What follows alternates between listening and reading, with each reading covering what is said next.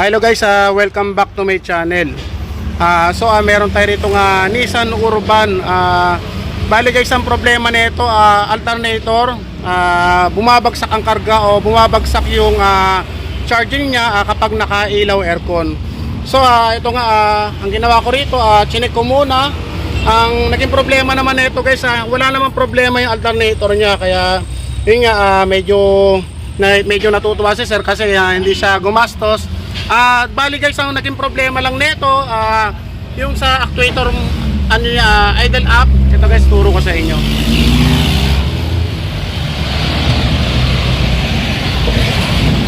Sir, pakita ko lang sir. Yes, sir. Bali ito guys, ang naging problema niya lang yung actuator idle up. Yan, hindi siya gumagana ng saktong-sakto. Bali guys, ang naging problema niya, kapag binuha yung aircon, bumabagsak siya ng almost sa mga 700. Kaya yun, medyo nagkakaproblema yung alternator niya. So ganyan lang ang gagawin nyo guys, kapag mga ganito nga Nissan Urban, kapag bumabagsak ang charging sa may battery o bumabagsak yung, kung meron kayong mga voltmeter, bumabagsak siya ng mga 12 volts, hindi siya nagsasakto sa mga 14 volts, ganun lang guys ang titingnan nyo. I-check nyo muna guys yung idle up actuator. Yan. Kailangan kasi guys, kapag binuha yung aircon, papalo siya man lang ng 900 o almost 1,000. Sabihin na lang natin guys na almost 1,000. Ito kasi guys, wala siyang RPM gauge. Kaya medyo nahirapan lang ako ng konti sa pag-a-adjust. Medyo alam naman natin yung tunog ng makina kung 900 ba siya o 1,000. Medyo pangit din kasi guys kung gagawin natin 1,000, baka lumakas siya sa crudo. Kaya okay lang guys kahit mga 900. Yan. Bali ito lang guys ang naging problema. Kaya ito si sir, hindi siya gumastos ng malaki kasi hindi na kami nag-repair ng alternator. Kaya guys, ang ginawa na lang namin dito, nilinis lang namin yung alternator pati yung starter niya. Yan. Inayos na lang namin yung starter, nilinis namin para sigurado na magiging okay na yung biyahe ni sir. Kasi ito si sir, babiyahe raw to si sir na. Sir, saan kayo pupunta sir? Pupunta po kami sa Abra. Oo. Gawing Ilocos. Medyo malayo-layo yun sir. Kaya sa probinsya ng misis ko. Kaya pina-check ko kay sir. Sir, saan kayo lugar sir? Sa Angat, Bulacan. Angat, Bulacan. Yan sila sir, dumayo rito sa Binyan, Laguna, para maging maayos ang sasakyan nila. Yun nga, sakto-sakto sir, medyo wala namang problema yung alternator mo, mababa lang yung minor niya. Sir, shoutout ko muna. Shoutout sa mga tiga-Angat. Dito na kayo magpalinis. Dito na kayo, sulit na sulit ang biyahe ko sir. Sir, kala mo bibili ka ng alternator ha? Okay, sir. Sulit na sulit po.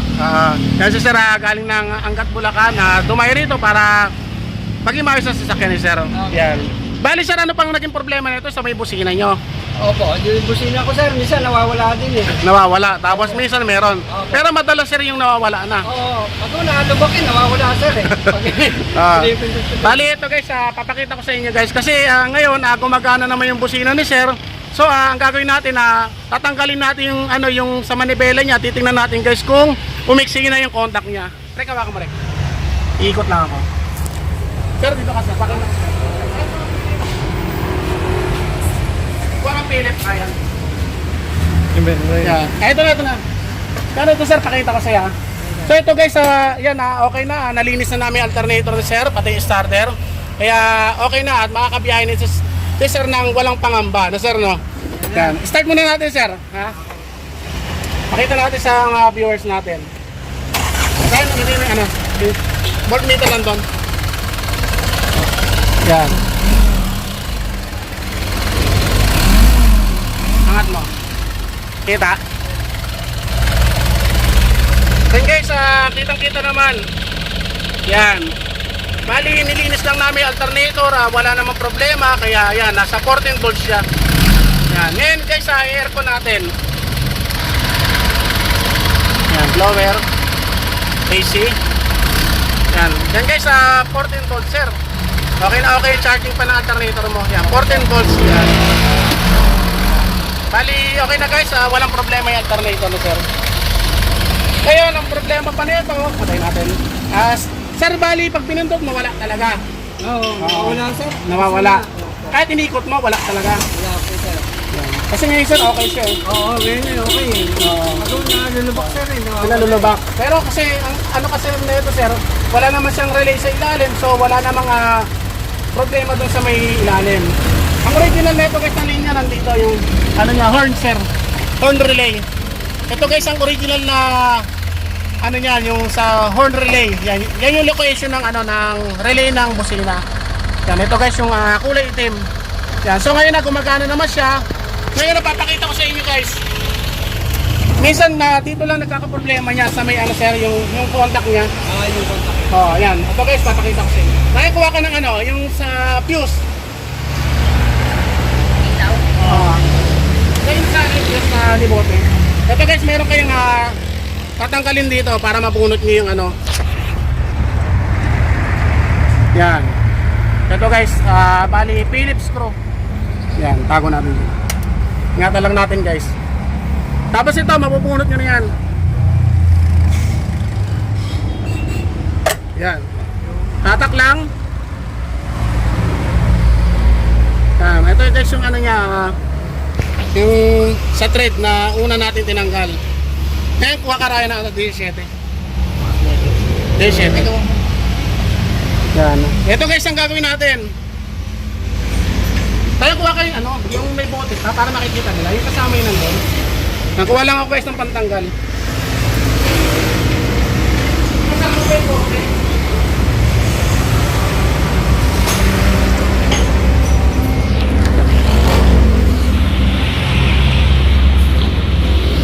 Ah, 19.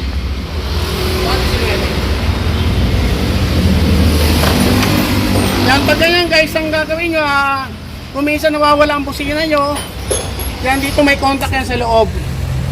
Papakita ko sa inyo guys kung paano ang discard yan.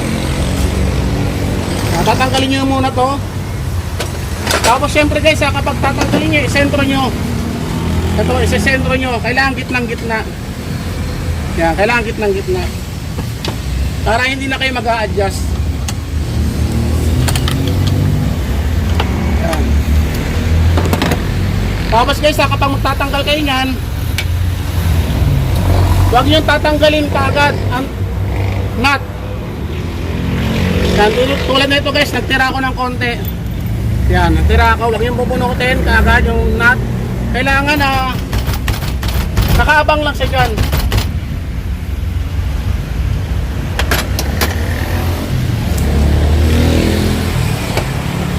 Tulad na ito guys, matigas. Yan. Kasi kapag tinanggal nyo kaagad to guys, yan, sample lang to guys ha. Yan. Tanggal. Tapos kapag pinulot nyo to, kapag pinulot nyo ng tumalsik sa bunganga nyo, hahataw yan guys. Mabubungin kayo, yan. Siyempre kapag nabungin kayo, bibilis ang tibok ng puso nyo kasi alam nyo nang bungi kayo eh. What? Kaya guys, kailangan, pag tatanggal nyo ng ganyan, iabang nyo muna to. Yan. Sigurado yan guys, hindi nyo naman ibabalik ang ipin nyo. Sir. Tapos guys, ito lang naging problema niya.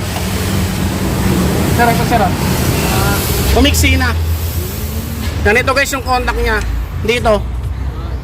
Yan. Kapag hindi na umabot yan itong contact na to, mawawala ang busina nyo. Dahil linisan mo na rin to. Ito guys, kailangan na linisan nyo na rin to. Yan. Ngayon guys, ituturo ko sa inyo yung pinupunto natin na diskarte. Kung meron kayong fuse na debote, kung wala kayo, bibili kayo sa auto supply nito. Yan. Ang tawag dito guys sa fuse na debote. Siyempre meron yung bakal dito kabilaan. Ngayon meron na akong kalas niyan na para hindi tatagal ang video natin. Ito guys, may kalas na tayo. Yan. Yan ang ipapasok nyo rito. Yan, para dumagdag siya. Kita eh, sir? Yan. Ito guys, fuse na debote. Tapos tatanggalin nyo lang to, babasagin nyo, susukitin nyo. Ngayon, magiging ganyan yan guys. Yan, dibunot na. Ipapasok nyo rito. Putok mo rin. Yan. Okay na guys, kita nyo guys ang diskarte ha. Lahat ng kaalaman ko, itinuturo ko na guys. Kaya sa mga basher ko guys, marami na kayo natututunan. Sir. Ito guys, ayan. Okay na guys, medyo tumaas na yan. Ngayon, tsaka natin ibabalik tong steering wheel. Kailangan guys, sa gitnang-gitna, kung paano nyo tinanggal, ganun nyo rin ibabalik. Yan. Okay na guys. Ganun lang guys ha, wag nyong tatanggalin. Kasi pag tinanggal nyo kagad yan at napwersa nyo, tatama yan sa bunganga nyo. Mabubungi kayo. Mawawala ang gandang lalaki nyo.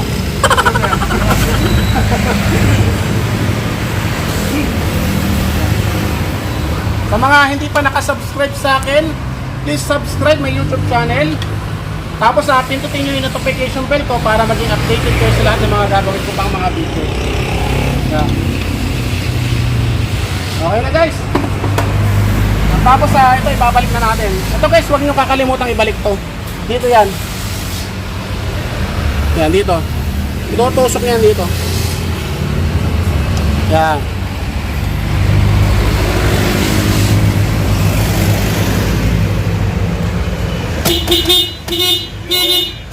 Yan. Tapos ito guys, huwag nyo kakalimutang ibalik yan. Yan. Okay na guys. Sir, may babatiin ka pa ba? Pinapati ko magana ko sa Angat. Andito ako sa Binyan, Laguna. Yung misis ko, kasama ko. Halika nga, bati ka. Nahiya si ma'am. Mga kumari mo ma'am, batiin mo. Nahiya si ma'am. Then guys, ganyan lang. Kung may problema ka sa alternator, kung kaya pa namang linisan, subukan nyo muna linisan. Pero kung may problema talaga, wala talaga tayong magagawa. Automatic, papalitan natin ng pyesa. Ngayon, kung may budget naman kayo, kapag mga Nissan Urban guys, ang pinakamagandang i-convert dito yung pang Kia Carnival, yung 110 amperes o 120 amperes guys. Sir, maraming salamat sa iyo. Thank you, sir. Ingat po sa pagbiyahe. So yan guys, sana may natutunan kayo sa isinar kong bagong video. Maraming salamat.